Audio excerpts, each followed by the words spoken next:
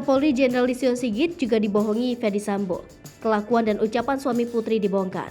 Kapolri Jenderal Listio Sigit Prabowo juga ternyata pernah melihat Irjen Ferdy Sambo nangis-nangis setelah Brigadir J tewas ditembak. Irjen Ferdy Sambo menghadap ke Kapolri Jenderal Listio Sigit Prabowo sambil nangis dan sampaikan soal kematian Brigadir J di rumah dinasnya di Duren 3, Jakarta.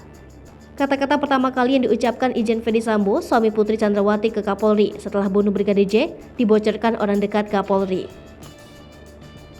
Kondisi dan kata-kata Ferdy Sambo dibocorkan oleh penasihat ahli Kapolri, Profesor Hermawan Sulistyo dalam acara Catatan Demokrasi TV One.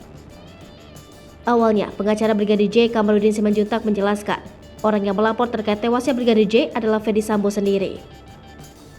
Kamarudin Simanjuntak lalu menyebut saat melapor ke Kapolri, Ferdy Sambo berpura-pura menangis.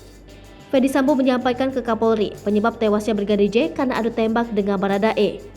Skenario tipu-tipu tersebut sebelumnya sudah dipersiapkan Ferdy Sambo bersama ex-staf dan penasihat ahli Kapolri Fahmi Alamsyah.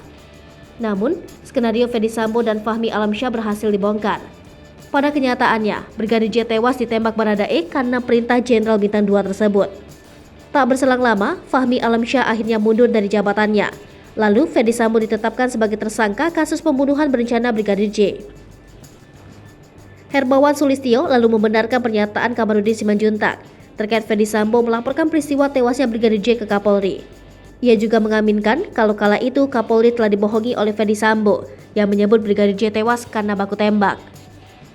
Hermawan Sulistyo kemudian membocorkan ucapan Kapolri saat mendengar laporan Ferdy Sambo. Meski begitu, menurut Hermawan Sulistyo, Kapolri kala itu tidak percaya begitu saja dengan ucapan Ferdy Sambo. Listio Sigit sudah merasakan keganjilan dari tewasnya Brigadir J. Lalu, Hermawan Sulistyo dan Kamarudin Simanjuntak berdebat sengit terkait siapa duluan yang merasakan keganjilan di kasus Brigadir J, yang semula dilaporkan meninggal dunia karena baku tembak.